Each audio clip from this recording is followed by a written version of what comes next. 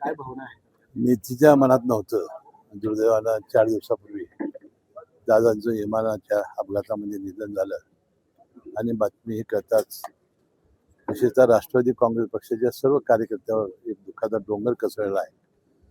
आम्ही सगळे पोरके झालेलो आहोत आणि ही हानी आम्ही कधीच आयुष्यामध्ये भरून काढू शकणार नाही. ही जी पोकळी निर्माण झालेली आहे.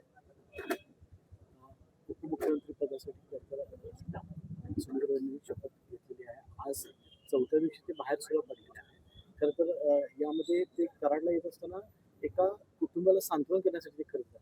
त्यांच्यावर एवढा मोठा डोंगर कोसळलेला असताना दुसऱ्याचं सांत्वन करण्यासाठी जातात. कसं खरोखर मी सुनीत्राबाईंचा आम्ही मनपूर्वक आभारी आहे. कारण अशा दुःखाच्या वेळेला आपलं दुःख बाजूला सोडून त्यांनी आम्हाला आधार देण्यासाठी त्या उपमुख्यमंत्री पदावर राजी झाल्या. त्यांनी 3रा दिवस झाल्याबरोबर 4थ्या दिवशी शपथ घेतली आणि ज्यांच्या आदर्श विचारावर दादा चालायचे ते कैलासजी यशवंतराव चव्हाण साहेबांचं जे राज्याचे शिल्पकार होते त्यांना पहिलं दर्शन घेण्यासाठी त्यांच्या स्मारकाचं ते आज कराडला येत आहेत आणि ज्या पद्धतीनं त्यांनी आपली कामाची सुरुवात केलेली आहे ज्या पद्धतीनं राष्ट्रवादी काँग्रेस पक्ष एकसंघ ठेवणं त्याचा विस्तार करणं आणि आम्हा सर्वांना आधार देणं पोरकेपणाची जाणीव न देणं त्यासाठी त्यांनी जे काम चालू केलेलं आहे खरोखर आम्ही मनपूर्वक सगळेजण त्यांचे आभारी आहोत. कारण एवढं डोंगरा एवढं दुःख बाजूला सारून कार्यकर्त्यासाठी पुढे होणं हे फार महत्त्वाचं काम त्यांनी केलेलं आहे. तर या सगळ्या परिस्थितीमध्ये एक टीका करणं हे योग्य नाही. तरी पण 2 राष्ट्रवादी एकत्र येणार नाही येणार या संदर्भात एकूणच राज्यामध्ये जे वातावरण चालू आहे काय स्पष्ट नाही. काल आपण ऐकलं असेल मुख्यमंत्री महोदयांनी त्याचा खुलासा केला आणि तुम्ही बघितलं असेल की ज्या दिवशी पवार साहेबांनी मुलाखत दिली त्यामध्ये पवार साहेब म्हणाले की भाजप बरोबर जाण्याचा प्रश्नच येत नाही. म्हणून मुख्यमंत्री महोदय त्याला जोडून असं म्हणाले. मग दादा एनडीमध्ये आम्हाला सोडून जाणार होते काय? ते सत्तेतनं बाहेर पडणार होते काय? त्यामुळं भारतीय जनता पक्षावर आपली बोलणी झालेली नाही असं मुख्यमंत्री महोदयांनी काल स्पष्ट केलेलं आहे. याबद्दलची महानगरपालिका नगरपालिका आणि जिल्हा परिषद निवडणुकीच्या वेळेला अजितदादांची आणि त्यांची चर्चा झालेल्या होत्या हे स्पष्ट आहे. कारण अनेक ठिकाणी दोन्ही कुणाला घड्यावर लढायचं घड्यावर लढा, कुणाला तुतारीवर लढायचं तुतारीवर लढा असा स्पष्ट संदेश त्यांनी दिलेला होता. जयंत पाटील साहेबांनी सुद्धा माझ्याशी चर्चा केलेली होती की माझी आणि दादांची चर्चा झालेली आहे. परंतु राष्ट्रवादीच्या आम्हा सर्व प्रमुख नेत्यांना घेऊन पवार साहेबांच्या नेत्यांच्या बरोबर कुठली चर्चा झालेली नाही.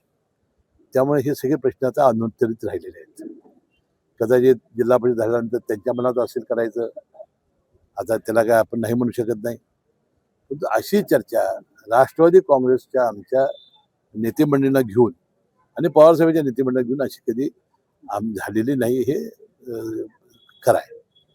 तुमच्या नेतृत्वाखाली राष्ट्रवादीची खूप मोठी छाप पश्चिम महाराष्ट्रात आहे. इव्हन कोल्हापूरच्या महापालिकेची महापौर उपमहापौरसाठी राष्ट्रवादीची काय भूमिका असते यावर? नाही आता आहे बघा आमची यामध्ये शक्ती कमी आहे. योग्य तो जे आम्हाला द्यायचं ते त्यांना द्यावं लागेल. कारण दरवेळेला निवडणुका वेगवेगळ्या लढत होतो आणि आम्ही पद वाटून घेत होतो. आता एकसंघपणाने निवडणूक लढवलेली आहे. आमच्याही प्रचाराचा फार मोठा फायदा या युतीला झालेला आहे. मला वाटते चंद्रकांत दादांची माझी राजेश क्षीरसागर साहेबांची चर्चा झालेली आहे. योग्य ते न्याय आम्हाला देतील अशी खात्री आहे. 4 महापौर होणे कितपत योग्य? नाही बघा लोकप्रतिनिधी अपेक्षा फार मोठ्या असतात.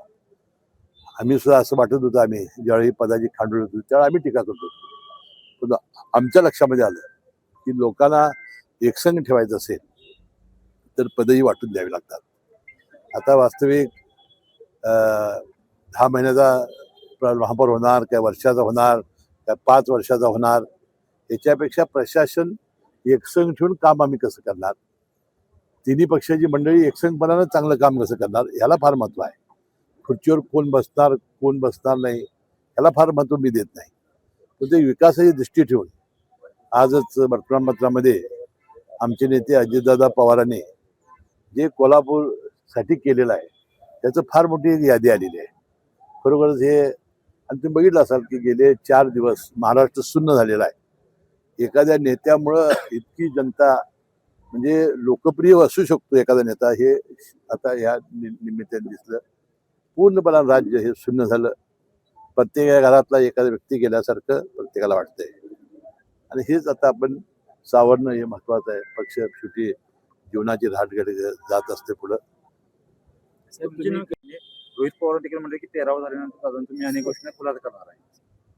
नाही आता ठीक आहे, ते काय करणार आहे हा प्रश्न वेगळा आहे. आज फक्त राष्ट्रवादी काँग्रेस पक्ष म्हणून सुनेत्रा वहिनी आणि त्यांच्या कुटुंबियाची जबाबदारी आहे. राष्ट्रवादी काँग्रेस पक्ष अजित पवार यांचा जो आहे त्याला सांभाळणं, त्यांचं संरक्षण करणं, ते संघटित ठेवणं आणि नंतर पुढं यथावकाश त्या चर्चा होऊ शकतात. दादांचा विमान प्रवास हा अपघात होता की घात होता असे अनेक आता नेते सुद्धा बोलायला लागले. आपण काही त्याची चौकशी करण्यासाठी मोहम्मद मिटकरीने देखील हा घातपात असल्याचे संशय व्यक्त केलेला आहे. नाही आता दोन गोष्टी आहेत की त्याची चौकशी झाली पाहिजे. असे विमान अपघात ज्यावेळी होतात त्यावेळा चौकशी समित्या नेमल्या जातात. त्यांचा ब्लॅक बॉक्स जो असतो त्याचं विश्लेषण केलं जातं आणि त्यानंतरच ते कळेल. पण आज ते बोलणं हे अतिघाईच होईल. तर अशी चर्चा करणाऱ्यांना काय सांगाल? आता हे बघा, चर्चा करणाऱ्यांना त्या दिवशी पवारसाहेब स्वतःच म्हणाले की हा अपघात आहे. त्यामुळे जर पवारसाहेबच जर अपघात आहे म्हणत असतील तर इतके वर्ष ते राजकारणात आहेत, समाजकारणात आहेत.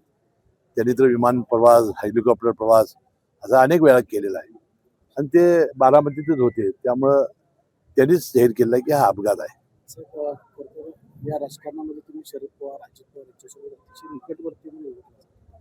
मुंबईत एखादा पत्रकार किंवा माणूस कामासाठी गेला पवार तर ते डायरेक्ट म्हणे की तो हसन सोबत म्हणजे हसन म्हणजे इतकं जवळचं ते एक नातं होतं की या शब्दात ते त्यांचा तो विश्वास होता. खरं. आज दादा नाहीये, त्या दिवशी सुद्धा तुम्हाला खूप दुःख झालं होतं. आज कसं फील करता एकूणच या 4 दिवसांमध्ये काय? आता आम्हाला हे समजेलं झालंय. आता तुम्ही अनेक जोडाला की तेच होईल.